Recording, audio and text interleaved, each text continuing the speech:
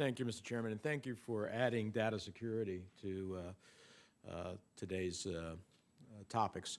I'd like to ask those who I understand are most involved in this, but anyone who feels that they have a role as well, Governor Tarullo and Chairman Grunberg and Controller Kerry, and exactly what roles are your agencies playing as it relates to data security standards that my understanding are largely set by the industry? I get the sense that your role is generally outlining general principles and leaving the private sector to fill in the details. Or maybe, if I'm wrong, I'd be interested in what you're doing beyond that. And this past Monday, we had a subcommittee hearing that Senator Warner held, and with the retailers, the banks, the card industry, consumer advocates, and whatnot. And I'm wondering, shouldn't we be establishing a federal standard? One that doesn't lock in a specific technology, because that can be eclipsed in time, but one that certainly looks at the question of a regulatory standard based on performance.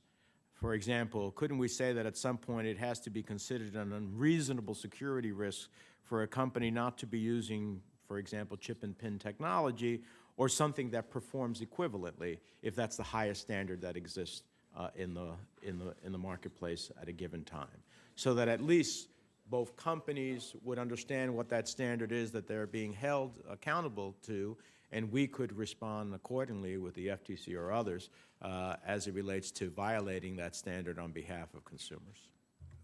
Senator, I think there's the basic framework is in place with the financial institutions regulated by the banking agencies. We have standards for information security. We have an ongoing oversight program in terms of examining the individual institutions under our jurisdiction, and we also supervise certain institution-affiliated parties, independent service organizations. The agencies, the OCC in particular, has also set out detailed expectations with respect to third-party vendors that are used by those service providers. So do those standards serve us well in the data breaches in Target and even Marcus and others? In that particular instance, the breaches did not occur at the bank end, and I think that what you pointed out correctly is there is a differing standards between different players within the system. The banking industry, I think, does have basic standards in place that are not necessarily existing in the merchant or retail space. So that, in order to provide a consumer with the same breach notification rights, it may be necessary to impose legal or other requirements on retailers or merchants in that situation. Governor? Senator, let me supplement a bit. I agree with Comptroller Curry, obviously, about the mechanisms three banking regulators have put in place. But I think your question, pardon me, gets to a broader issue. And I agree with what I think is the premise of your question, which is we can't look at for just the banks right now. We have to look, I think we need to think in terms of a consumer who uses a credit card, and at that point, her information starts on a trail, which may go through a retailer and a processor and one or more banks before the final payment is eventually made.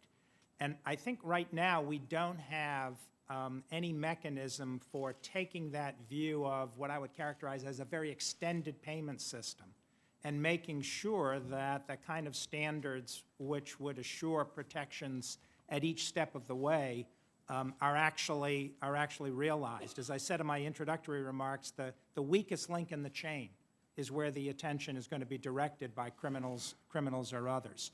There are a lot of people doing a lot of work throughout the U.S. government on this, but I think you're going to need some more general standards. Let me just give you one example, which is sort of helpful. I think we probably need some uniform requirements on disclosure when breaches have actually taken place. The three banking agencies require remediation, particular remediation efforts and notification and the like, but that's not true generally. And until the banks and customers are assured that they know whenever anything has happened with their data, it's going to be hard for people to respond.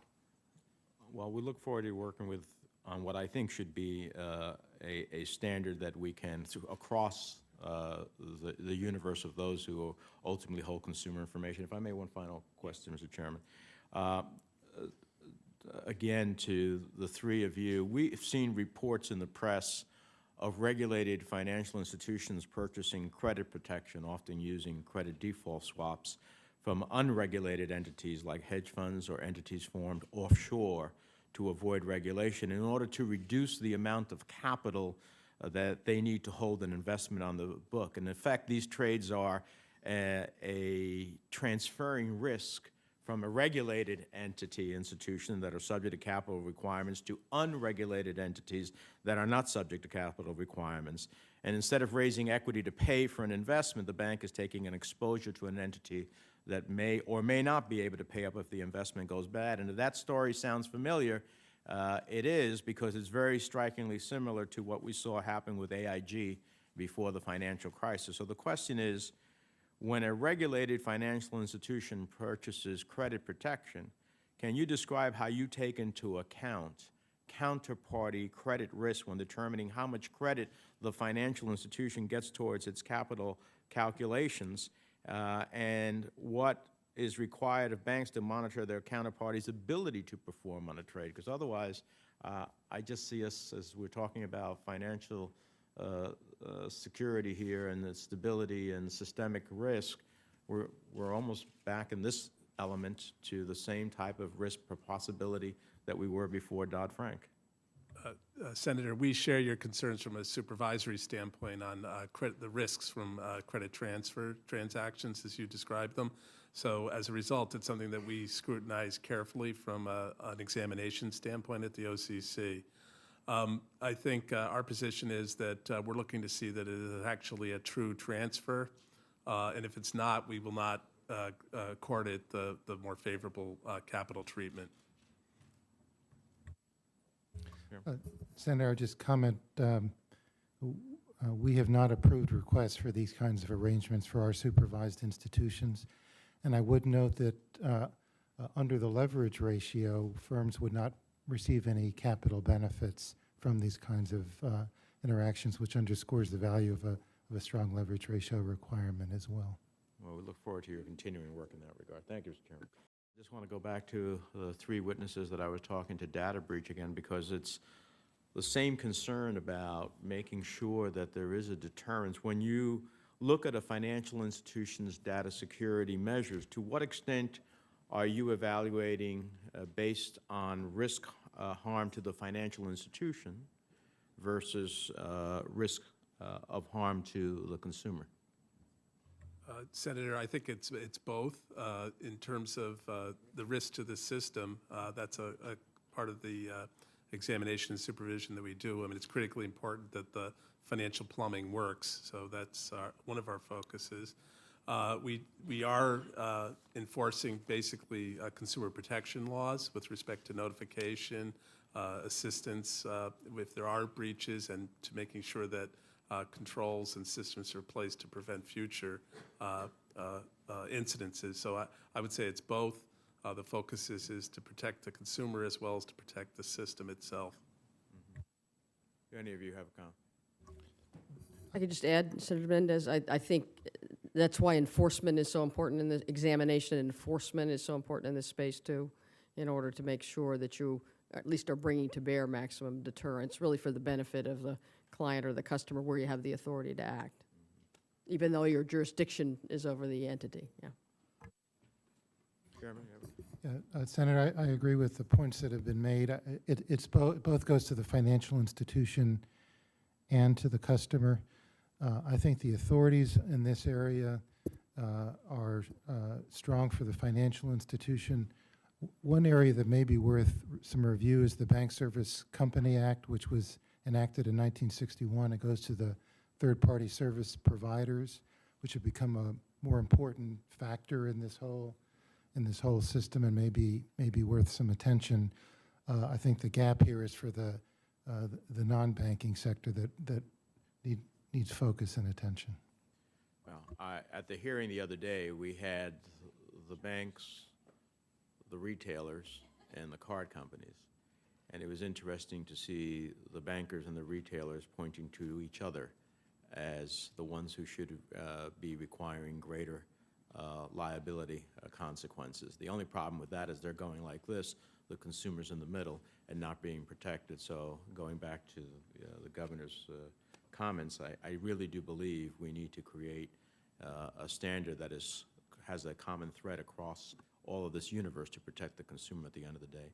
Finally, on a different topic, Undersecretary Miller, I recently asked Treasury nominee Sarah Bloom Raskin in her confirmation hearing about the task that financial regulators set in setting capital requirements for new types of financial companies under the Wall Street reform legislation. And as I asked her in a hearing, I said I support strong capital requirements and believe they're an important component for both safety and soundness and systemic risk regulation.